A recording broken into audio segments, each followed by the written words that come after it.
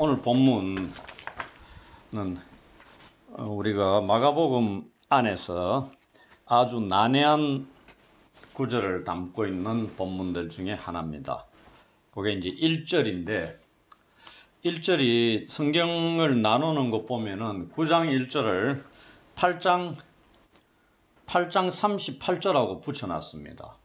그리고 9장 2절을 따로 떼어놨죠. 동그라미로. 저는 이제 9장 1절을 2절부터 8절까지 이렇게 같이 묶어가지고 말씀을 드리는 겁니다.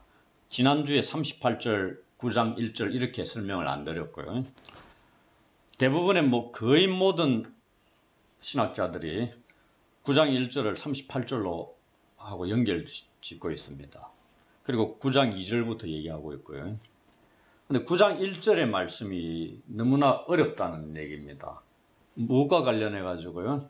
그 8장 뒷부분하고 관련해 가지고, 왜냐면은 이 말씀을 듣는 자들이 8장 34절의 무리와 제자들, 이들에게 우리 주님께서 말씀을 하고 있죠.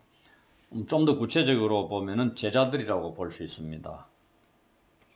그래서 우리는 이 9장 1절의 말씀을 제대로 이해하려고 노력하기 위해서 먼저 생각을 좀 해둬야 될 부분들이 좀 있고요. 그것이 9장 1절의 의미가 앞부분하고도 관련이 있지만은 9장 2절에서 8절 예수님이 우리가 잘 아는 산에 올라가셔서 변화되신 변모하신 그 사건이 9장 1절의 의미를 미리 또 설명하고 있는 것으로 우리는 생각을 해야 됩니다. 바로 이어서 이 말씀이 나왔기 때문에. 이 9장 1절에 중요한 거는 지금 예수님 말씀을 듣고 있는 자들이 죽기 전에 하나님의 나라가 권능으로 임하는 것을 볼 자들도 있다, 이런 말씀하는 겁니다. 우리가 일반적으로 얘기하면 하나님의 나라가 권능으로 임하는 것은 그 8장 38절 같은 데 보면 파루시아입니다. 재림 때입니다. 재림 때 아버지 영광으로 거룩한 천사들과 함께 인자가 오시는, 그것이 하나님의 나라가 권능으로 임하는 것으로 일반적으로 다 생각을 하는 거죠. 그러면은 이 당시에는 혹 이 말씀을 내가 죽기 전에 예수님이 재림하실런갑다, 아니면 이 나라에, 이 땅에 종말이 올 것이다, 하나님의 나라가 온전히 이루어질 것이다, 이런 생각은 가질 수 있죠.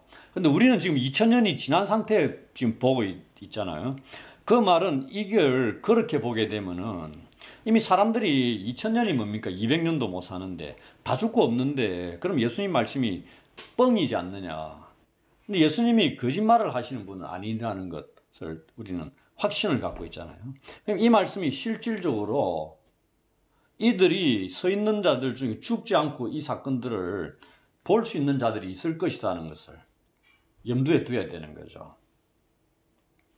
그리고 그들이 죽기 전에 일어날 하나님의 나라가 권능으로 임하는 것이 과연 무엇을 가르치는가를 또 알아야 되는 겁니다.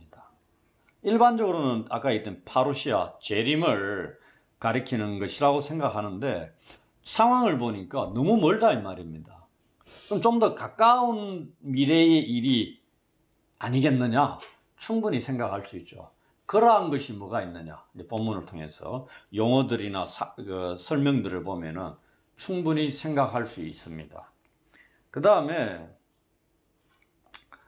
이 구절이 9장 1절은 2절부터 8절까지 이어지는 변화산 사건의 의미들을 알아보면은 1절에 하나님의 나라가 권능으로 임하는 것이 무엇을 의미하는가를 우리가 좀 더 이해하는 데 도움이 된다.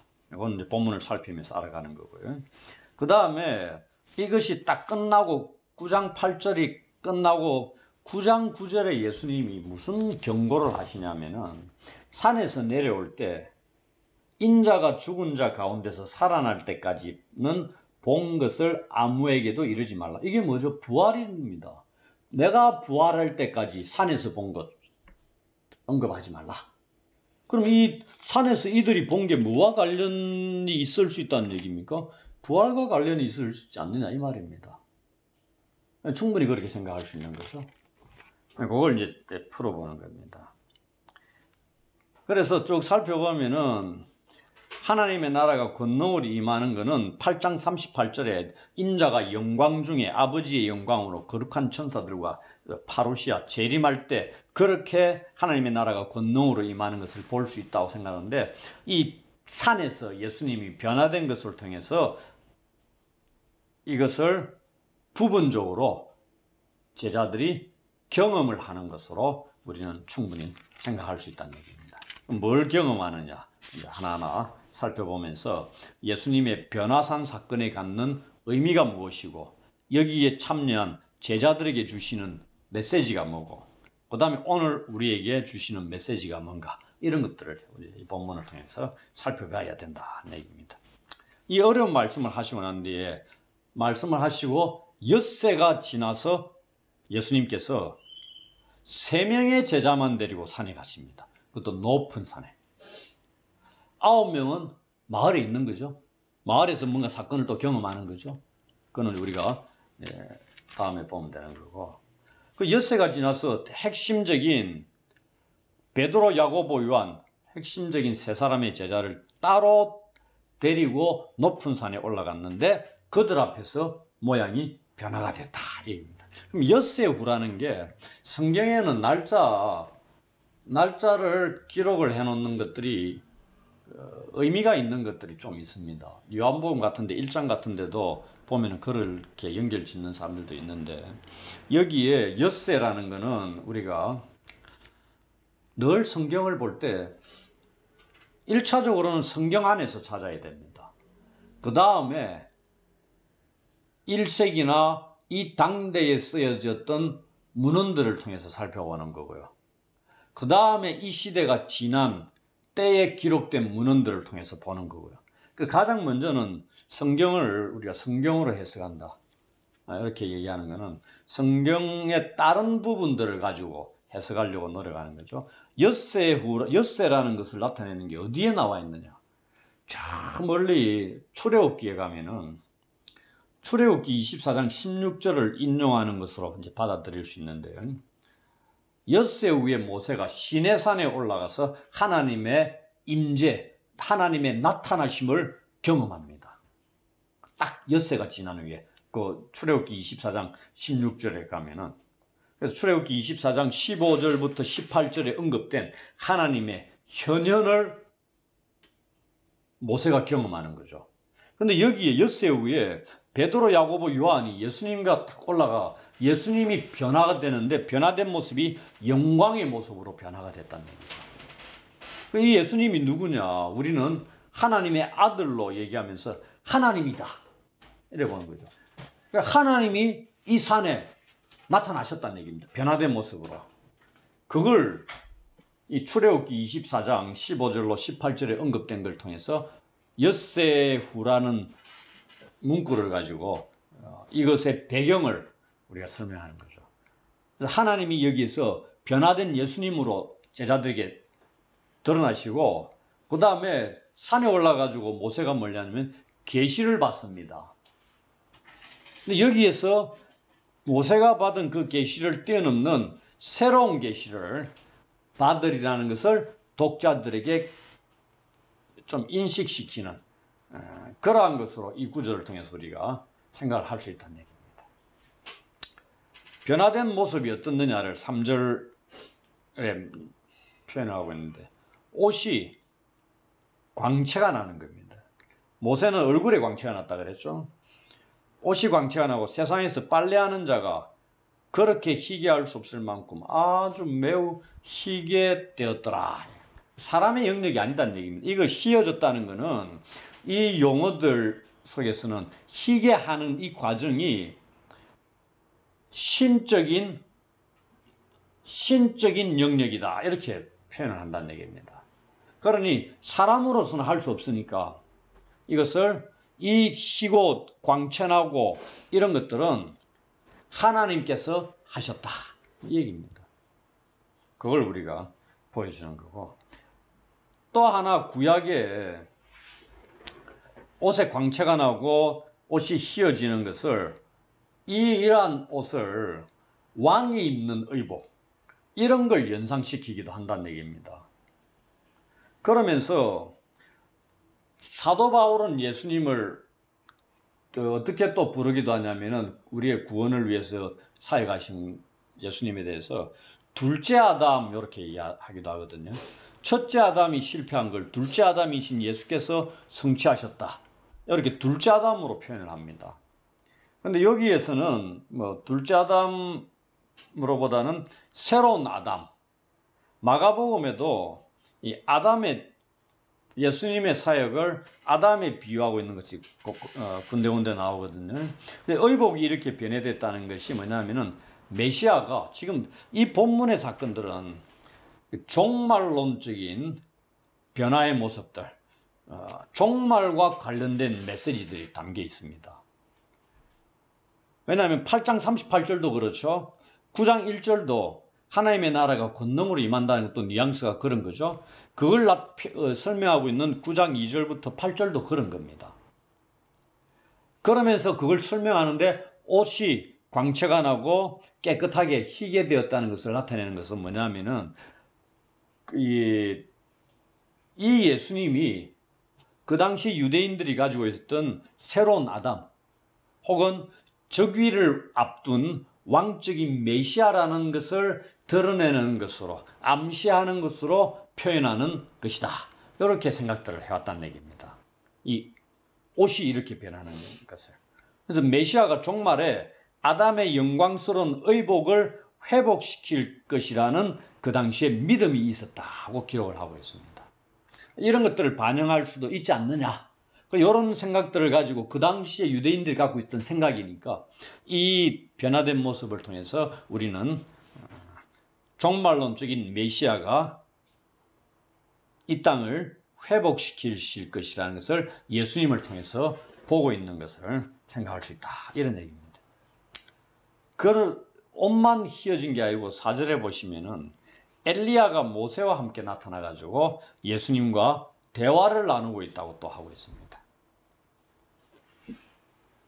우리가 엘리야와 모세가 나타나가 대화를 나누고 있는 걸 대체로 뭘 생각을 많이 하냐면은 모세는 율법을 대표하고요.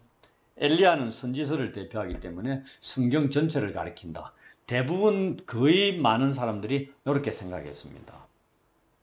그래서 모세와 엘리야는 성경 전체를 가리키는 것으로 우리가 받아들이고 있는데 그 문제점이 없지 않아 있습니다. 모세도 선지자로 알려져 있거든요.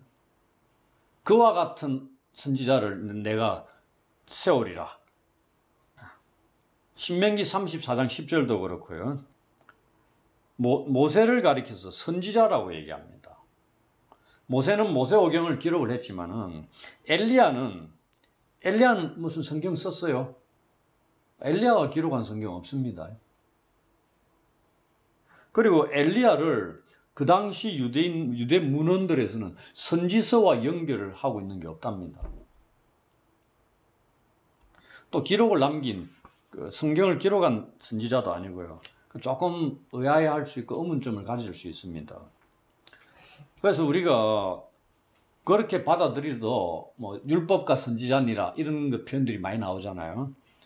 나오는데 이 본문은 우리가 구약의 내용들을 가지고 오늘 또 본문을 가지고 충분히 엘리야와 모세가 나타나서 예수님과 대화를 나누는 것이 뭘 의미하는가를 충분히 생각할 수 있습니다. 아까 그 엿새후라는 게 모세가 산에 올라가는 것, 그 속에서 하나님의 현현을 경험하는, 그 다음 계시를 받는 이런 것이 배경을 안고 있다고 말씀드렸죠. 그럼 이것도 그렇게 연결 지으면 되지 않느냐.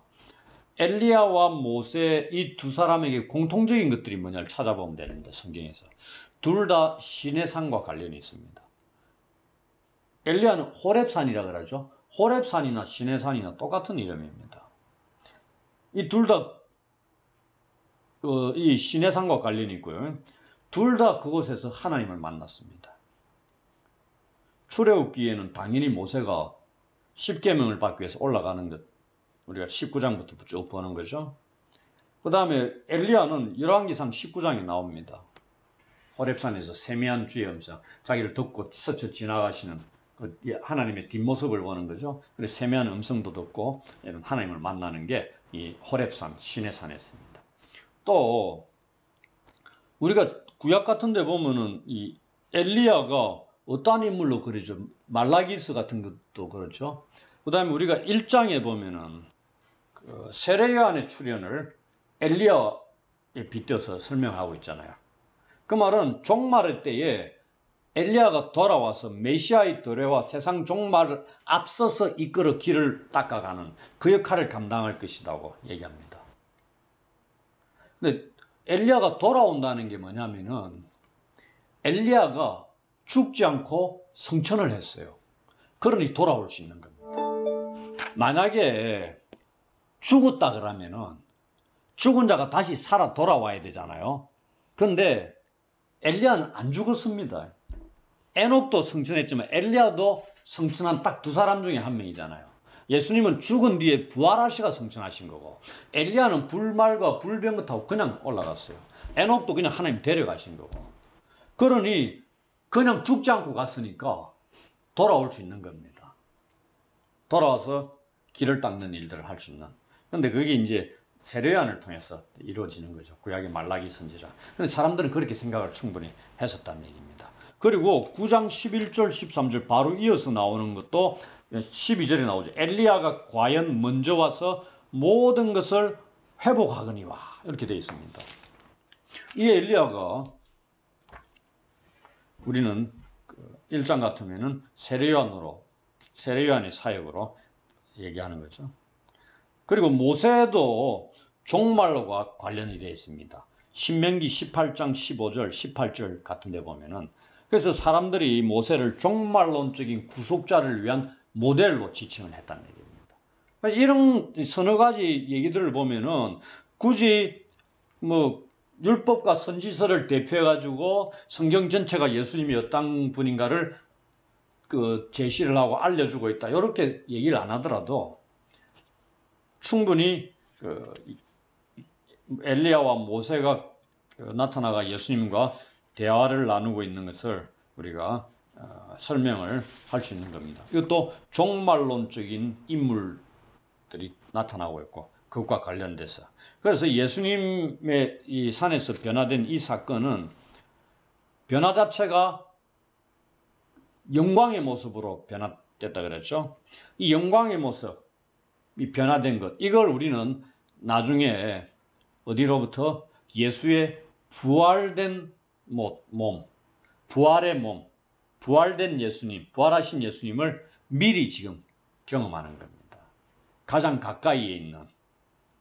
그래서 이 본문의 예수님의 변화산 사건을 예수님의 부활을 미리 경험케 하는, 그 속에서 드러나는 예수님의 영광스러운 모습, 그것이 끝까지 이어지면 뭐죠?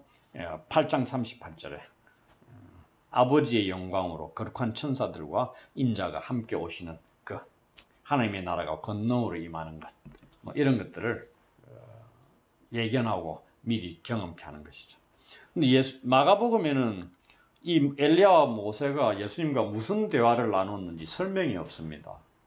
근데 누가복음에 동일한 기록이 있거든요. 9장 31절에는 이 모세와 엘리야가 뭐라고 얘기했냐면은 장차 예수께서 예루살렘에서 별세하실 것을 말했습니다 라고 기록하고 있습니다. 그래서 별세라는 게 헬라어로, 또 우리가 영어로 보면 엑소더스입니다.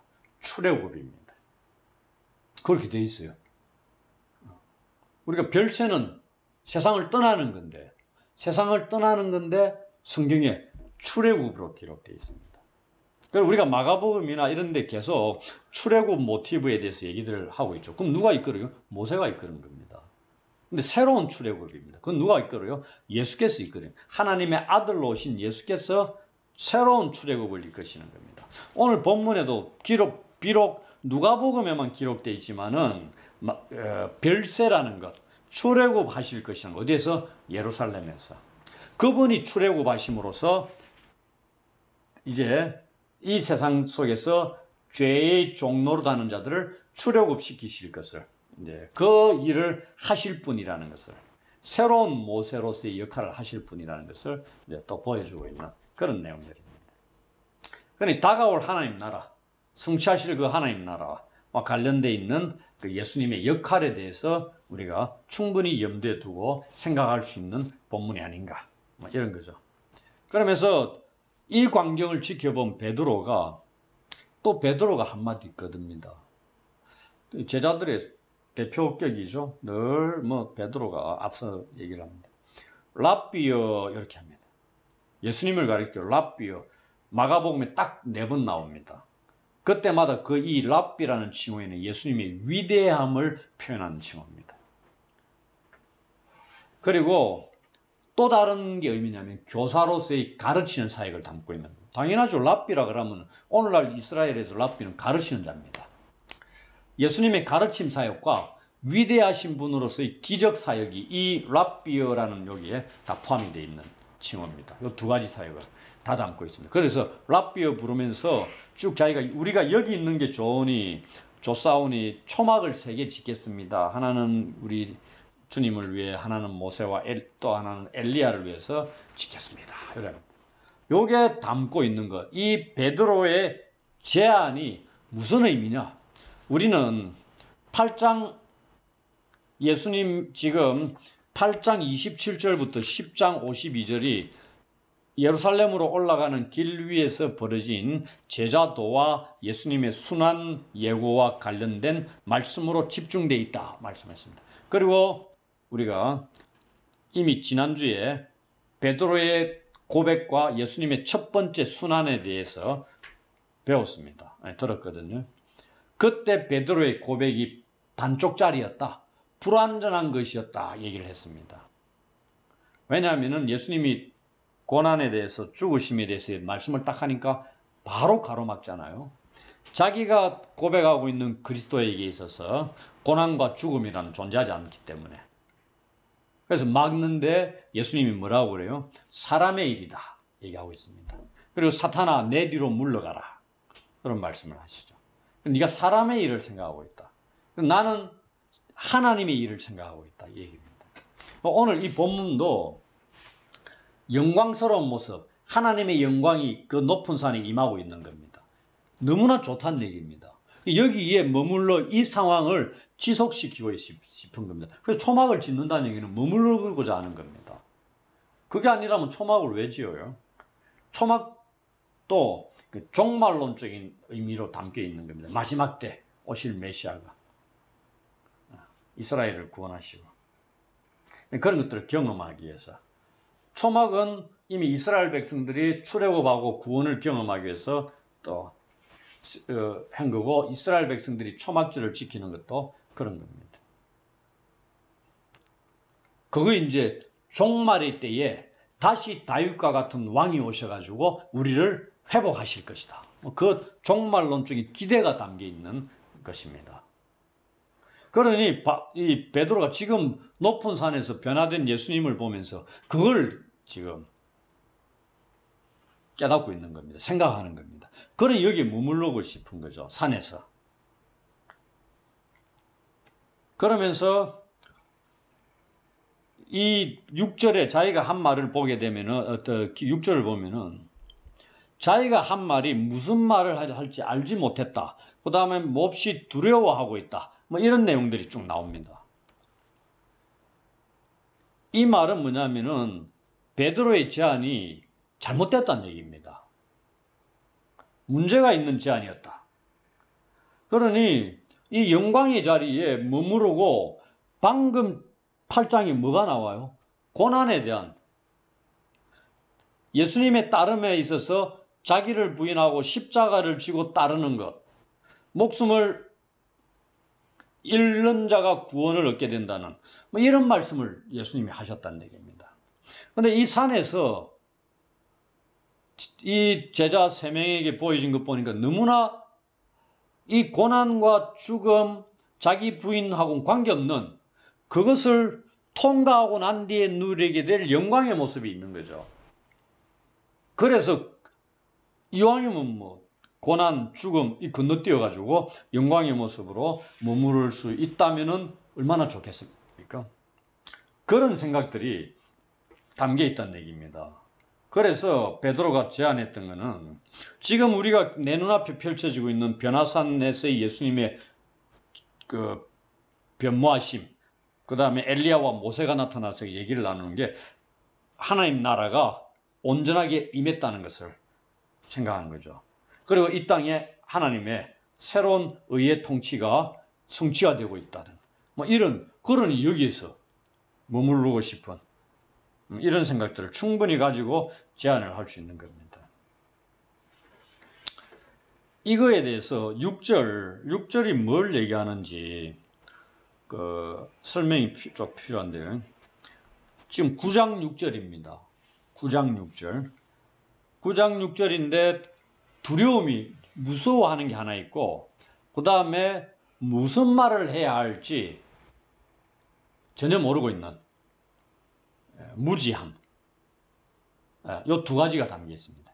그런데 이게 어디에 나오냐면은 지금 이 변화산 사건이 예수님의 부활에 대한 것을 미리 경험케 하는 거라 그랬죠. 그러면 부활을 경험한 자가 반응이 마가복음이 16장까지 있습니다. 그리고 마가복음이 많은 사람들이 16장 8절에서 끝나는 것으로 보고 있어요. 나머지 9절부터 20절까지는 추가된, 분실됐는데 추가된 거라든지 다양한 학자들의 견해가 다릅니다. 주석도 8절에서 16장 8절로 많은 사람들이 주석을 여기서 끝내버립니다. 9절부터 20절까지 주석 안 해요. 근데 8절에 딱 보면 뭐라고 되어 있냐면 부활을 목격한 여인들의 반응이 딱 나오는 게 똑같습니다. 여자들이 몹시 놀라 떨며 나와 무덤에서 도망하고 무서워하여 아무에게 아무 말도 하지 못하더라. 부활을 목격한 인간, 그리고 부활의 예견으로 산에서 경험한 이 모습을 본 베드로의 반응 똑같다는 얘기입니다. 그 모습 속에서 우리가 알 수 있는 것은 하나님이 예수님을 통해서 계시하시는데 인간은 전율하고 두려워 떨고 뭘 전달하고 해야 될지 아무것도 모르는 무지함과 무능함을 보여주고 있는 겁니다. 오늘 이 6절에서 그리고 16장 8절에서 이러는 와중에 이제 구름이 탁 덮어버립니다. 누구를 덮었겠어요? 예수님, 엘리야, 모세를 덮은 겁니다. 제자들을 덮은 게 아니고요. 구약의 구름이라는 것은 상당히 많이 나옵니다. 또 우리는 또 계속 출애굽기를 보고 있으니까 출애굽기에 시내산에 올라갔을 때도 구름이 쫙 덮였습니다. 그 다음에 성막 위에 구름이 그건 하나님의 임재입니다. 하나님의 영광. 그러니까 하나님의 영광스러운 임재와 관련이 있는 게 구름으로 많이 나타나고 있는 겁니다. 여기 구름이 나타나는 게 바로 그런 것들이 아닌가. 출애굽기의 그때의 모습들을 반영하고 있는 그런 것이. 그러면서 구름 속에서 소리가 납니다. 이는 내 사랑하는 아들이라. 너희는 그의 말을 들으라. 두 가지로 생각하죠. 이는 내 사랑하는 아들이라. 어디서 많이 들어본 말씀 아닌 것 같아요. 1장 11절 예수님이 세례받고 올라오실 때 성령이 비둘기같이 임하면서 하늘에서 아버지께서 말씀하신 게 이는 내 사랑하는 아들이요 내가 그를 기뻐한다 이런 말씀을 하신 거예요. 그 전반부 내용입니다. 이는 내 사랑하는 아들이다 하는 게 이는 내 사랑하는 아들이라는 사랑하는이라는 용어가 아들이나 딸 앞에 쓰일 때 이 사랑한다는 용어는 유일한 이런 뜻입니다. 이는 내 사랑하는 아들이 뭐예요? 이는 내 독생자다 이 말입니다. 그 당시 용어가 쓰임새가 사랑하는 이 아들이나 딸, 이는 내 사랑하는 딸이다 하면 뭡니까? 무남동녀란 얘기입니다. 그런 뜻이거든요. 내가 엄청 사랑한다 이게 아니고요. 유일한이라는 뜻을 갖고 있습니다. 그러니 예수님께 하나님께서 이는 내 사랑하는 아들이라고 칭하고 계신다는 얘기는 하나님하고 예수님과의 관계가 독특하고도 밀접하고도 개인적인 독특한 관계를 맺고 있다는 것을 우리한테 보여주고 있는 겁니다. 이스라엘 백성이 하나님과 관계 맺고 있는 그 관계를 보다 월등히 더 밀접한 관계가 있다. 그러한 관계를 맺는 아들이다. 그럼 우리가 뭐라고 그래요? 마가복음 1장 1절에 하나님의 아들 이렇게 하잖아요. 하나님의 아들이라는 얘기입니다. 이게 이제 시편 2편 7절을 인용한 것인데요. 그래서 예수께서 다윗의 아들 혹은 하나님의 아들로서 언약 백성들 이스라엘을 대표하는 분으로 그리고 있고 그들 위에 하나님을 대신해서 통치하도록 성령으로 기름 부음 받으신 왕이시다. 이런 걸 나타내고 있는 겁니다. 이는 내 사랑하는 아들이다. 지금 예루살렘으로 올라가는 도중에 예수님께서 죽으실 것이라는 걸 말씀하시는데 산에서 하나님께서는 이는 내 사랑하는 아들이라고 말씀을 하십니다. 다시 한번 세례받을 때 하셨던 말씀을 동일하게 하시면서 알려주고 있는 겁니다. 근데 이 말씀 이는 내 사랑하는 아들이라 하나님의 아들이라는 것이 하나님의 아들이라는 것이 또 어디에 쓰는 자입니까? 지금이 9장 7절입니다. 1장 11절에 써 있다 그랬죠? 9장 중간 부분 예루살렘으로 올라가는 서두 중간 부분에 9장 7절에 딱 한 번 나오고 또 그 다음 어디 나오냐면은 마가복음 15장인가 가면은 십자가 아래서 백부장이 예수님의 운명하심을 보고 고백하는 게 하나님의 아들이다 고백합니다. 첫 서두에 중간 부분에 끝부분에 한 번씩 딱 나옵니다. 하나님의 아들이라는 표현이. 의미 있겠죠. 하나님의 아들이라는 칭호 자체가. 그러면서 또 하나 추가하시는 말씀이 뭐냐면은 너희는 그의 말을 들어라. 요걸 뭐하고 똑같이 생각할 수 있냐면은 8장 33절 예수께서 친히 말씀하신 베드로가 가로막는 걸 들으시고 하신 말씀은 사탄아 내 뒤로 물러가라 말씀하시죠. 지금 베드로가 똑같은 행위를 하고 있는 겁니다. 머물러고 싶고 너무 좋으니까 그것 또한 사람의 생각이다 이 말입니다. 그러니 그의 말을 들으라 하나님이 이제 말씀을 하시는 겁니다. 너의 생각을 고집할 게 아니고 나의 아들, 나가 사랑하는 아들, 하나님의 아들 된 예수님의 말씀에 귀 기울이고 순종하라 얘기입니다. 어떻게 보면은 이 베드로가 예수님의 길을 가로막았던 그거에 대해서 하나님께서 책망하고 계시는 것으로 볼 수도 있다는 얘기입니다. 그래서 사탄아 내 뒤로 물러가라. 내 뒤로 다시 제자의 길을 따르려고 준비를 하라. 그 너희의 자리로 돌아가라. 이런 것처럼 그의 말을 들으라는 건 뒤따름의 부르심으로 또 볼 수 있지 않겠느냐 이 생각을 할 수 있습니다. 너희가 있어야 될 것은 예수님의 뒤따름의 자리다 이 말입니다. 앞서가는 자리가 돼서도 안 된다는 얘기죠. 그리고 난 뒤에 딱 이 소리를 듣고 둘러보니까 8절에 아무도 보이지 않고 구름이 그치면서 구름 안에서 모세와 엘리야는 그냥 승천한 겁니다. 하늘로 올라간 거고요. 오직 예수와 자기들밖에 안 남았다는 얘기입니다. 그래서 이 8절 마지막 구절 오직 예수와 자기들 뿐이라는 것을 통해서 알 수 있는 것은 제자들이 초점을 어디에 둬야 된다고요? 엘리야와 모세가 나타나가지고 빛과 번쩍하게 휘황찬란하게 영광의 모습으로 예수님과 함께 있는 그 자리에서 머무르는 게 아니고요. 너희 눈앞에 있는 오직 예수님께 초점을 둬야 된다 이 말입니다. 그리고 오직 예수와 자기들밖에 없다는 얘기는 또 이 마가 공동체가 핍박과 환란 가운데 있었다고 그랬잖아요. 이러한 박해 상황 속에 놓여있던 이 마가 공동체 독자들에게 있어서 이 구절은 모세와 엘리야는 옛날 사람입니다. 지나간 과거의 인물들이죠. 거기에 관심을 기울이는 게 아니고 현재 너희들과 함께하는 분은 예수님이라는 것을 알려주는 겁니다. 이분께 초점을 맞추고 이분을 의존해야 된다는 얘기죠. 너희들과 함께할 제자들을 12명의 제자들을 부르신 목적이 첫 번째가 예수님과 함께하기 위해서 함께 있게 하기 위함이었습니다. 그 말은 역으로 예수님이 그들과 함께 하신다는 얘기잖아요. 언제 어디서든지 3년 동안도 함께 하셨고 부활 이후에 성천하시고 난 뒤에도 성령으로 땅끝까지 영원토록 그들과 함께 하신다고 약속을 주신 겁니다.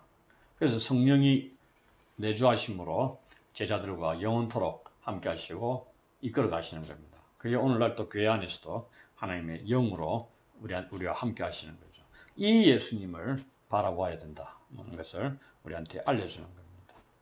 그래서 이 변화산 사건의 의미가 뭐냐는 것을 우리가 지금까지 쭉 살펴봤는데 이 9장 1절에 나와 있는 하나님의 나라가 권능으로 임하는 것을 미리 잠깐이나마 경험케 하는 맛보여 주는 것이죠. 그럼으로써 어떻게 한다?